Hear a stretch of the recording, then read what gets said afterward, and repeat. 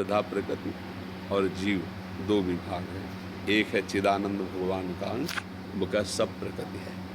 ये जो मना कष्टान इंद्रियाणी प्रकृति स्थानी कर सती, तो प्रकृति के ही प्रकृति में आकर्षित हो रहे।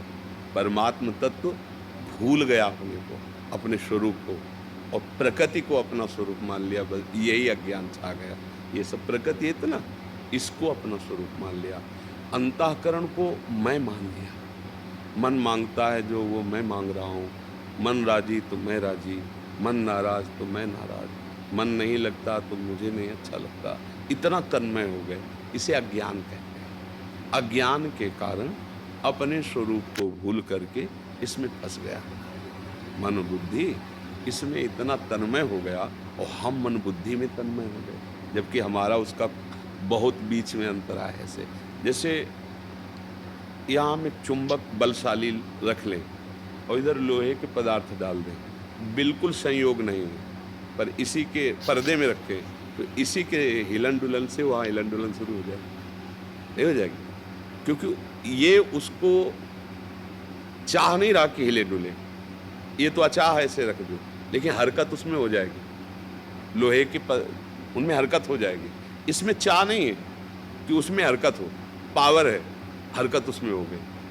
आत्म तत्व का प्रकाश जो अंतःकरण है ना, उसमें पड़ रहा है, वो अचाह है, और उसको अज्ञान के कारण मैं स्वयं अपनी आत्मा मान लिया।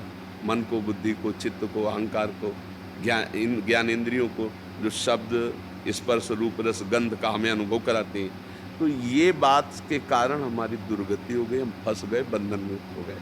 हमारा जो स्वरूप है ना, अब चूंकि वो चैतन्य घन है, तो उसका उदाहरण कैसे दे?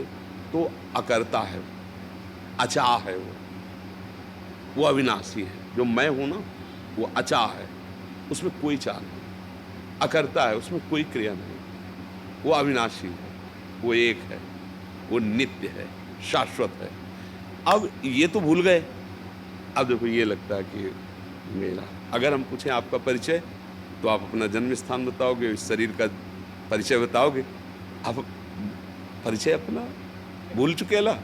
शीशा में देखते हैं तो हम ये थोड़ी देखते हैं कि ये शरीर हमारा एक कपड़ा है, हम तो अलग है ना। हम ही, हमारी आंख, हमारी कान है। और दिन में 100 बार शीशा देख के और अहंकार पुष्ट करते कि मैं यही हूँ। यही भूल हो गई। उसी आत्म तत्व के प्रकाश से सारी हलचल हो रही है। जैसे वो फिल्म में देखने जाए ना, तो पीछे से वो फोकस पर्दे पे पड़ता है, और पर्दे में कुछ नहीं, पर हाथी, घोड़ा, रेल, लड़ाई, झगड़ा, मित्रता, शत्रुता, सब वो इसमें दिखाई दे रही है, कुछ नहीं। ऐसी ही माया के त्रिगुणात्मिका पर्दे पर उस परमात्म तत्व का, सबकर परम प्रकाशक जो है, उसका प्रकाश पड़ रहा है। उसी से सब खेल हो रहा है। हो कुछ नहीं रहा। पर्दे में गोली चल रही क्या? मरा क्या कोई? 1-2 लाश मिली क्या पर्दे में? और हजारों मारे जा रहे हैं। खेल हो रहा है, पर्दे में हो रहा है ना। कुछ नहीं है, 0/0। ना कोई व्यक्ति है, ना कोई वस्तु, ना स्थान है, ना झगड़ा है, ना मित्रता है। उमा का हूं मैं अनुभव पुला, सत हरि भजन, जगत सब सपना। समझ रहे ना? ये बिना भजन के अज्ञान ले जाएगा, इसीलिए घूम के बात वही आ गई।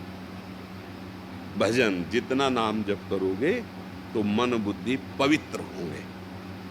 तो अब जैसे जल पवित्र हो, तरंगायमान ना हो, निर्मल, तो हम अंदर क्या है देख लेंगे ना जल में। ऐसे ही हमारा जब हृदय पवित्र होगा, तो ये प्रकाश कौन दे रहा है, कहाँ से आ रहा है, वहाँ दृष्टि गई। जे वो सन्मुक्ता असली तभी मानी जाती है, जे ही वो देखा कि अरे ये सब कुछ तो प्रभु से हो रहा है। तो अब जो मैं अंतःकरण का था ना, वो लय हो गया उसमें। अब मैं नहीं रह गया।